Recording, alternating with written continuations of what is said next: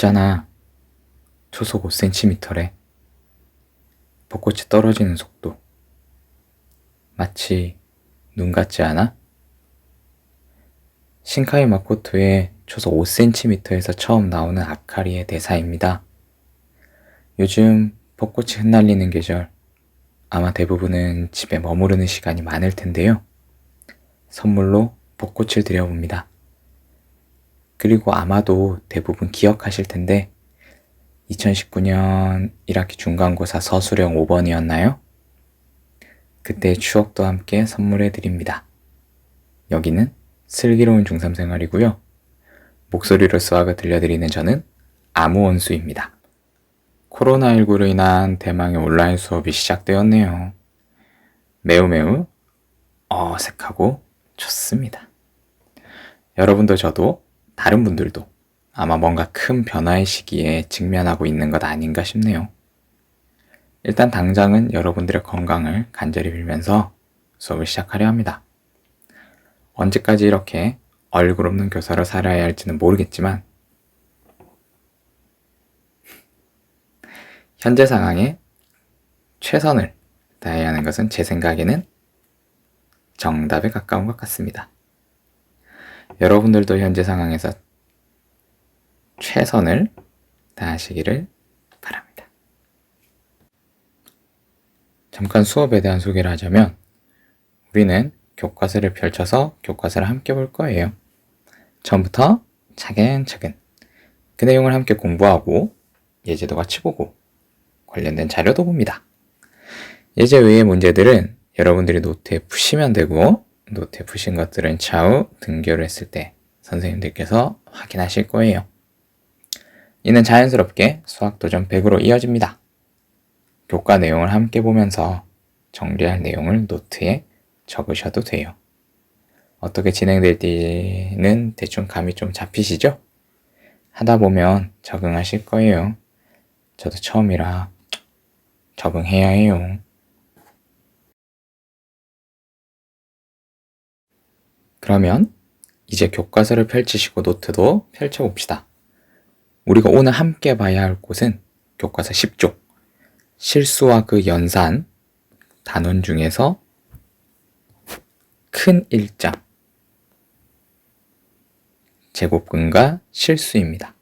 그 중에서 오늘은 처음이고 하니까 되게 간단하게 몇 가지의 질문에 답할 수 있을 정도의 내용만 보겠습니다. 만물의 근원은 수이다 라고 주장하며 수를 통해 자연과 우주를 설명하고자 한 사람들이 있습니다. 그들은 피타고라스 학파였죠. 철학적인 관점으로 수에 접근하였고 정수에 대한 집착이 있었달까요? 피타고라스 학파는 모든 현상을 정수의 비, 즉 유리수로 설명하려고 했었습니다. 그런데 어느 날 엄청난 혼란에 빠지게 되죠. 당시 피타고라스 학파였던 히파수스라는 사람이 처음으로 유리수로 표현되지 않는 수를 발견하게 되었거든요. 정사각형의 대각선의 길이를 유리수로 표현이 어려울 뿐 가능하다고 생각했었는데 유리수가 아닌 수의 존재를 이 수의 발견으로 피타고라스 학파 안에서 이단아 취급을 받던 히파수스는 지중해 너머로 추방되었고 심지어 바다에서 죽었다고 전해집니다. 실로 안타까운 일이 아닐 수가 없네요. 언젠가 기회가 된다면 피타고라스 학파에 대한 이야기를 더 들려줄 수 있으면 좋겠습니다.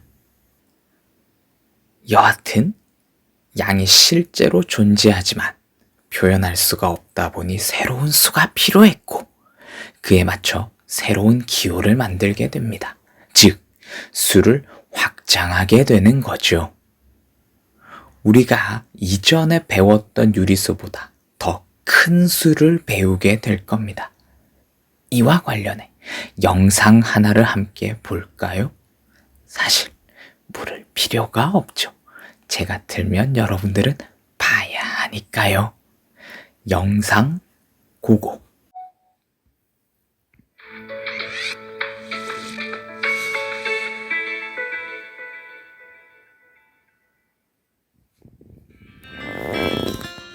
아름다운 문화유산 속 숨은 비밀, 금강비.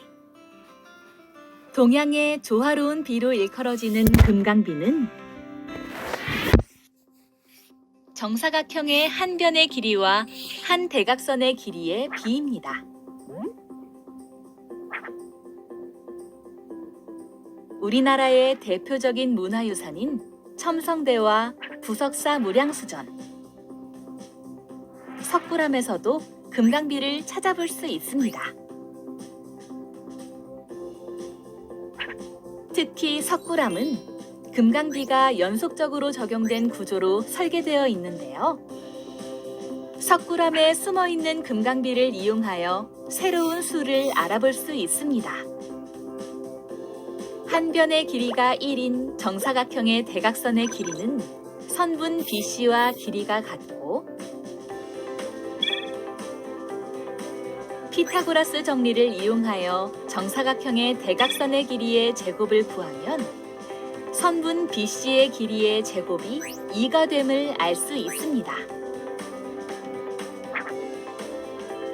이때 세 수 중 제곱하여 2에 가장 가까운 수를 찾으면 한 변의 길이가 1인 정사각형의 대각선의 길이에 가장 가까운 수를 찾을 수 있습니다. 그 당시 우리 선조들이 금강비를 숫자로 정확히 표현하진 않았을 테지만 오랜 경험을 통해 금강비가 균형미와 안정감이 있다고 여겨 이를 건축물이나 예술작품에 반영하였음을 알 수 있습니다.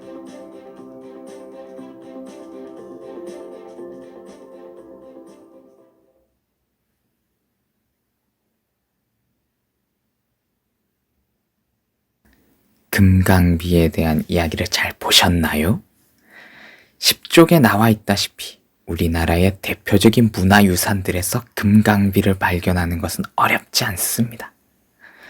첨성대나 부석사 무량수전, 석굴암 말고도 여러 왕릉 등에 대한 다양한 유산에서 금강비가 나타납니다.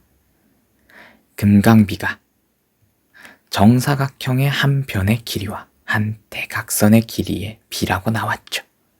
아까 말씀드렸듯이 히파수스가 정사각형의 대각선의 길이는 정수의 비, 즉 유리수로 표현되지 않음을 보았다고 했잖아요. 금강비가 그런 수가 적용된 비예요. 이에 대한 것은 일단 오늘 함께 봐야 할 핵심적인 내용을 다루고 또 이야기를 해보도록 하겠습니다. 12쪽입니다. 저는 오늘 5가지의 질문할 거예요. 좀 많은가요? 아까 전에 그래도 좀 간단하게 한다라고 했으니까 그래도 오늘 수업 잘 따라오고 같이 보면은 그 5가지 질문에 잘 답하실 수 있을 것이라 생각합니다. 그중 첫 번째는 제곱근은 무엇일까? 가장 중요한 질문입니다. 여러분들은 오늘 이 질문에 답할 수 있으면 목표 달성이라고요. 제곱근이라는 말 자체에서 제곱과 연관이 되게 깊겠다라는 생각이 들지 않으세요? 제 말은 그런 생각이 들어라 그거예요. 자, 그러면은 개념 탐구를 함께 열어볼까요? 자, 보시면은 한 칸의 가로, 세로 길이가 각각 1인 모는 종이가 여기 있네요. 넓이가 1, 4, 9인 정사각형을 모는 종이 위에 각각 그려볼 수 있겠죠. 아마 쉬울 거니까 제가 5초를 드릴게요. 그려보세요. 5, 4, 3, 2, 1. 다 그리셨죠? 그러면은 넓이가 1인 정사각형 어떻게 그리셨나요? 이렇게 한 칸 그리셨겠죠? 넓이가 4인 정사각형 어떻게 그리셨어요? 이렇게 4칸 그리셨겠죠? 그럼 넓이가 9인 정사각형은 이렇게 9칸으로 그리셨겠죠? 그러면 각 정사각형의 한 변의 길이는 당연히 각각 어떻게 될까요?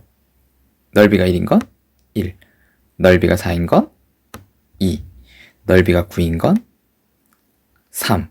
그렇죠. 이렇게 당연히 되겠죠. 아, 이거 여러분한테 쓰는 시간을 좀 드릴 걸 그랬네요. 그래도 눈에 딱 보다시피, 눈에 딱 보이다시피 정사각형의 한 변의 길이는 이렇다라는 게 금방 보일 거예요. 자, 그러면 요거 가지고 결론을 한번 내어봅시다. 정사각형의 넓이와 그럼 그 한 변의 길이 사이에는 어떤 관계가 있을까요? 정사각형의 한 변의 길이를 뭐 하면 정사각형의 넓이다? 다들 잘 생각하셨을 거라 생각합니다. 뭐죠? 그렇죠, 여러분들. 제곱이죠? 몇 가지의 수를 제곱해 봅시다. 1을 제곱하면 뭐가 되죠? 너무나 쉽게 1이 되죠.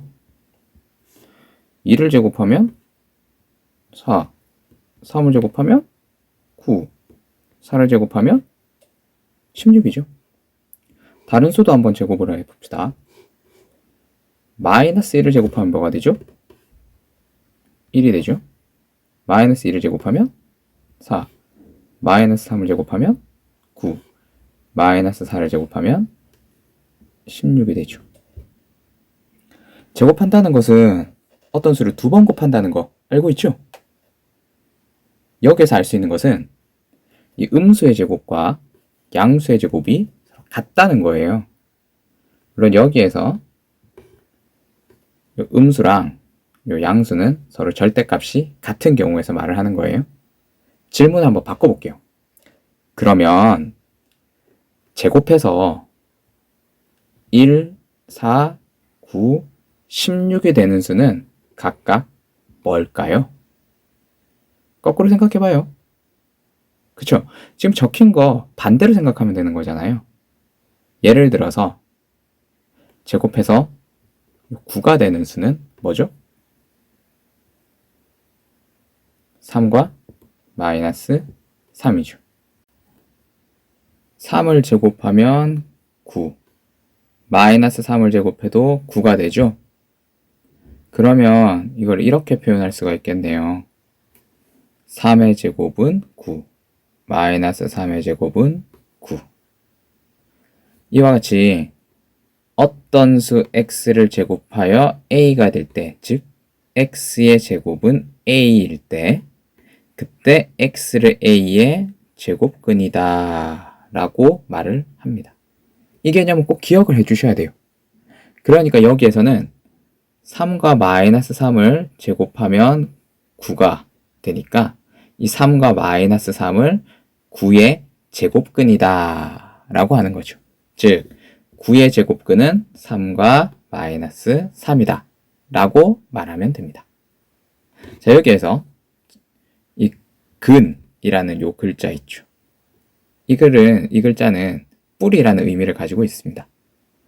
그러니까 이 제곱근은 이 제곱이라는 결과가 나오게 해주는 어떤 근원이다 라고 생각하면 되는 거죠. 나무를 한번 그려보겠습니다. 나무. 여러분들은 나무를 어떻게 그리실지 모르겠지만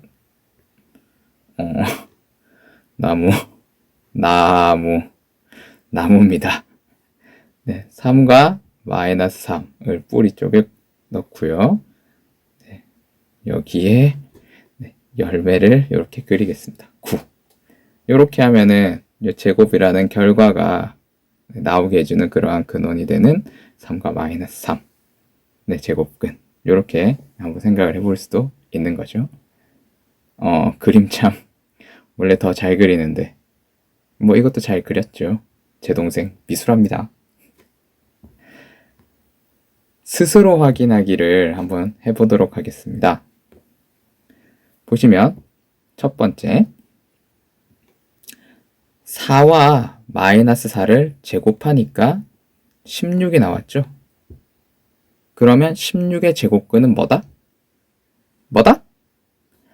4와 마이너스 4가 되는 거죠. 이해되세요? 두 번째 거 한번 볼게요. 여러분들이 칸을 메꿔야 되네요. 0.5와 마이너스 0.5를 제곱하니까 0.25가 나왔습니다. 그러면 0.25의 제곱근은 뭐다? 뭐다? 그렇죠.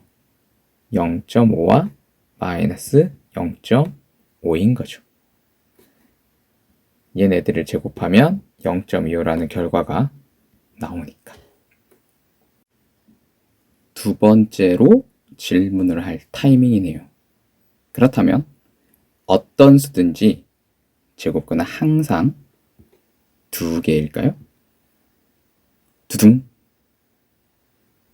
지금껏 본 수들은 다 제곱근이 두 개였는데 질문에 대한 답은 아니죠. 생각을 한번 해보세요. 제곱해서 0이 되는 수를 0뿐이에요. 0의 제곱은 0. 즉 0의 제곱근은 뭐다? 0, 하나. 그 딱 하나밖에 없는 거죠. 그리고 양수나 음수를 제곱하면 항상 양수 되는 거 아시죠? 이 말은 제곱해서 음수가 되는 건 생각하지 않는다라고 생각을 하면 되는 거예요. 물론 고등학교 가면 조금 다르긴 하지만 그건 그때 생각하시고요. 지금은 그래서 어떻게 생각하면 된다? 음수의 제곱근은 생각하지 않아요. 양수의 제곱근은 두 개 맞죠. 0은 0 하나. 음수의 제곱근은 생각하지 않는다. 결론은 모든 수의 제곱근은 두 개다 아니다? 두 개는 아닌 걸로. 첫 번째 질문이랑 두 번째 질문에서 하나만 생각하고 넘어갑시다. 일반적으로 양수의 제곱근은 양수랑 음수 두 개가 있거든요. 그리고 우리가 지금까지 쭉 구해봤다시피 그 두 수의 절대값은 서로 같다는 거. 그거 하나. 네. 세 번째 질문을 한번 해볼 거예요. 제곱근을 나타내는 기호는 뭘까요? 지금부터 같이 한번 알아봐요. 양수는 제곱근이 두 개 있잖아요. 양수랑 음수 하나씩. 양수 A가 있다라고 하고요.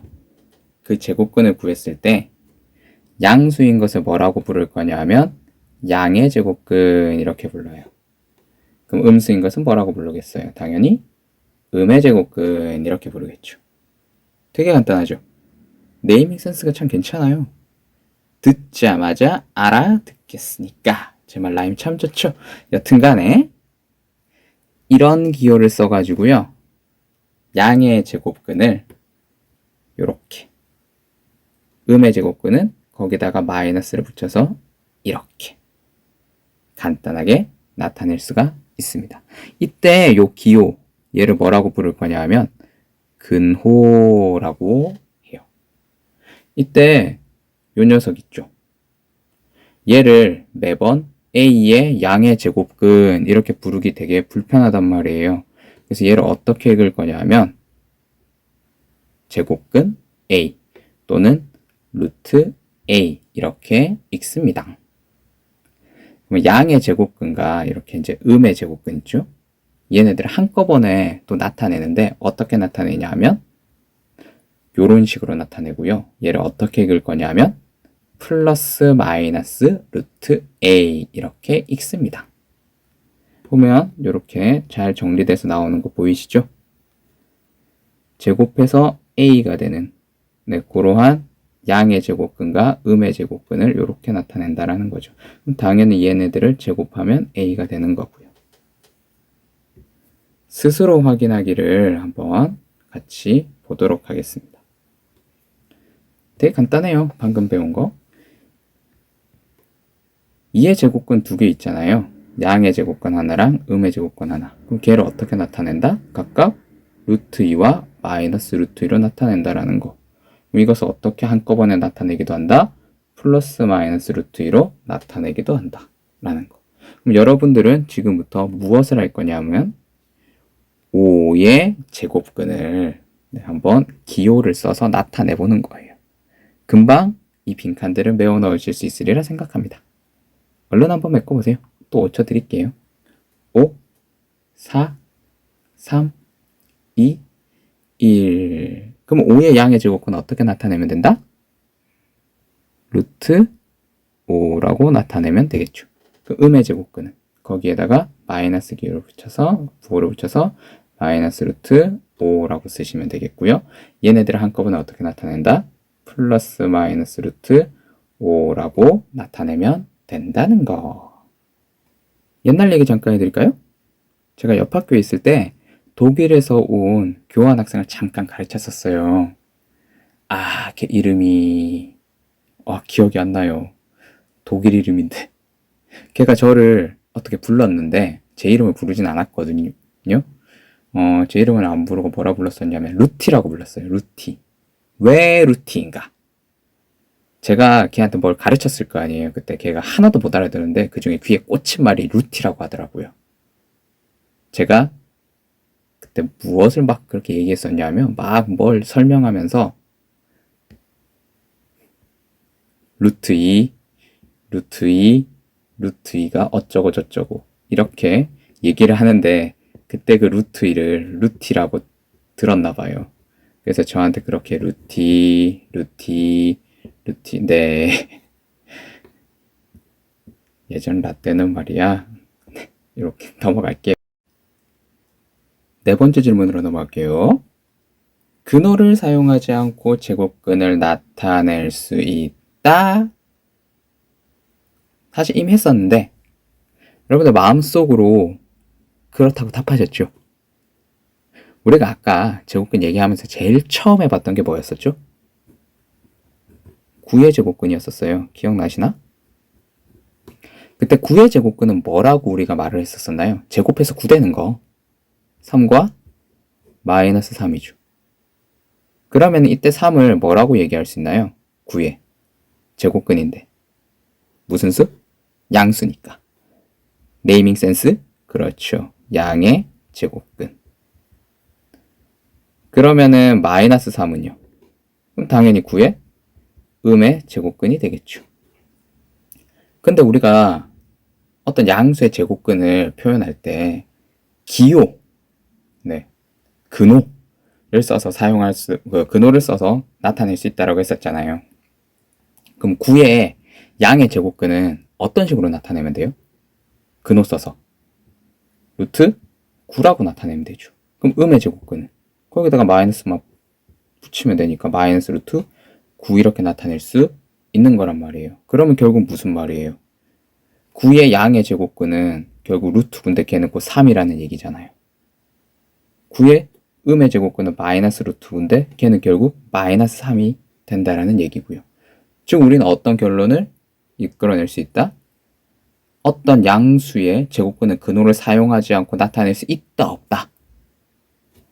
있다.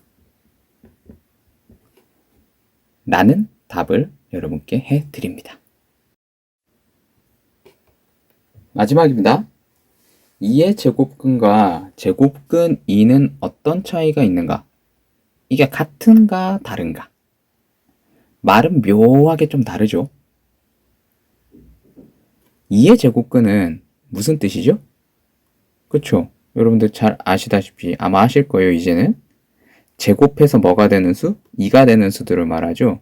그러니까 제곱해서 2가 되는 수, 즉 얘는 플러스 마이너스 루트 2를 얘기하는 거란 말이에요. 그럼 제곱근 2는 뭐죠? 우리가 이미 봤었듯이 제곱근 2는 루트 2를 뜻하죠. 즉 얘는 2의 양의 제곱근을 뜻한단 말이에요. 얘네들은 헷갈리지 마세요. 즉 2의 제곱근과 제곱근 2는 같은 말 아니에요. 달라요. 이 차이를 명확하게 여러분들 이해하고 계셨으면 좋겠습니다. 그러니까 우리가 앞서서 배웠던 그런 개념만 잘 익히고 계신다면은 이런 말이 그렇게까지 막 헷갈리거나 그러지는 않으시리라 믿어 의심치가 않습니다. 자, 여러분께 부탁을 드립니다. 13쪽에 문제 1번, 문제 2번, 문제 3번을 노트에 푸시는 거예요. 그리고 오늘의 목표 기억하시죠? 제곱근은 무엇인지 여러분께서 언제든지 말할 수 있도록 잘 익혀 주셔야 해요. 제곱근을 나타내는 기호도 꼭 기억을 해 주시고요. 각 학급 커뮤니티를 통해 질문이 있으시면 올려주세요. 그냥 커뮤니티를 누르지 마시고 각 학급 커뮤니티를 이용하실 수가 있으니까 그쪽을 통해서 질문 바랍니다. 각 커뮤니티는 그냥 커뮤니티는 제가 쓸게요. 각 학급 커뮤니티는 여러분이 쓰세요. 질문용으로. 그러면 여러분 다음 시간에 만나요. 오늘도 생일 같은 하루